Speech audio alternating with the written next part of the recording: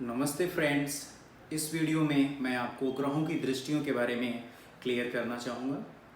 जैसा आप सभी लोग जानते हो, दृष्टियों का मतलब होता है कि कुंडली में किसी भी घर को प्रभावित करना।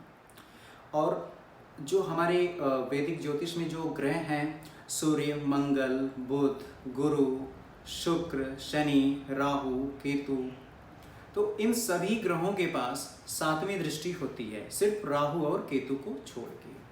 राहु और केतु के बारे में मैं आगे भी एक्सप्लेन करूंगा।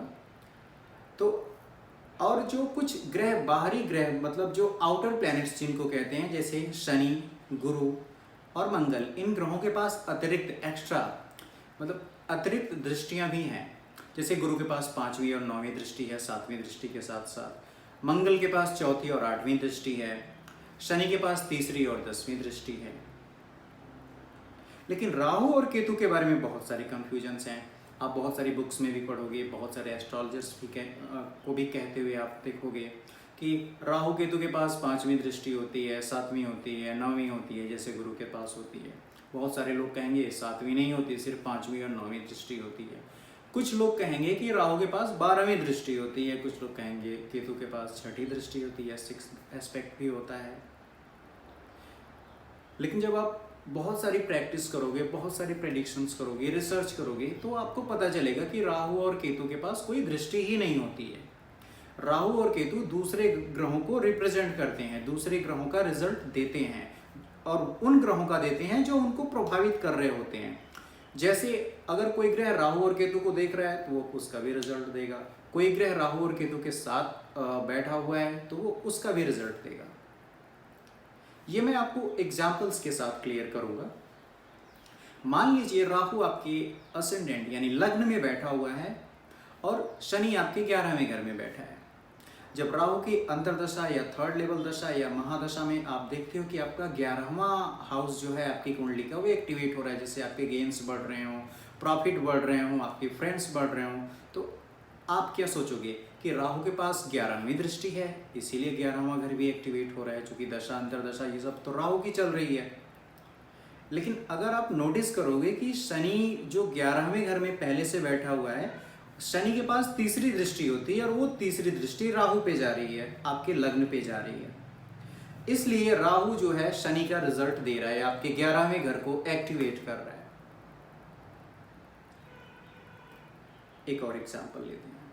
मान लीजिए राहु और गुरु आपकी कुंडली में 6ठे घर में 6th हाउस में बैठे हुए हैं और राहु की अंतरदशा चल रही है या 3rd लेवल दशा चल रही है, और आप नोटिस करते हो कि आपका जो मनी मैटर है यानी 2nd हाउस, दूसरा घर, वो एक्टिवेट हो रहा है।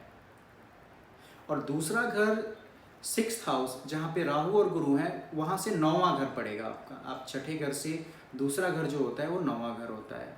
तो आप क्या सोचोगे, हो सकता है कि राहु के पास 9वीं दृष्टि भी हो, तभी 2nd हाउस पे उसकी दृष्टि जा रही है और वो मेरा मनी मैटर इंक्रीज हो रहा है और 2nd हाउस भी एक्टिवेट हो रहा है। लेकिन आप नोटिस करो, 9वीं दृष्टि राहु के पास नहीं, गुरु के पास होती है, जो राहु के साथ बैठा हुआ है। यानी राहु जो है वो गुरु का रिजल्ट दे रहा है। एक और उदाहरण लेते हैं। केतु, मान लीजिए आपकी कुंडली में केतु 10th हाउस 10वें घर में बैठा हुआ है, मंगल 7वें घर में है, केतु की अंतरदशा चल रही है और आप देखते हो कि आपका 7वां घर भी एक्टिवेट हो रहा है। यानी आपके बिजनेस पार्टनर्स के साथ कुछ अप्स एंड डाउन्स है, मैरिड लाइफ में कुछ अप्स एंड डाउन्स है, या फिर आप कुछ नई अपॉर्चुनिटीज़ आपको बिजनेस की मिल रही है। तो आप क्या सोचोगे, क्योंकि 7वां घर 10वें घर से 10वां होता है, तो आप सोचोगे आपका राहु केतु के पास 10th एस्पेक्ट भी होगी, इसलिए 7वां घर भी एक्टिवेट हो रहा है। लेकिन यहाँ पे ध्यान देने वाली बात है कि मंगल जो 7वें घर में बैठा हुआ है, मंगल के पास 4थी दृष्टि होती है। मंगल की 4थी दृष्टि 10वें घर पे जाएगी 7वें घर से, जहाँ पे केतु बैठा हुआ है। तो केतु जो है वो मंगल का रिजल्ट दे रहा है, इस वजह से आपका 7वां घर एक्टिवेट हो रहा है। ऐसा नहीं कि केतु के पास 10वीं दृष्टि होती है। तो दोस्तों, फाइनली यही है कि राहु और केतु के पास कोई दृष्टि नहीं होती है। ये आपको धीरे धीरे समझ में आएगा जब आप बहुत सारी प्रैक्टिस करोगे।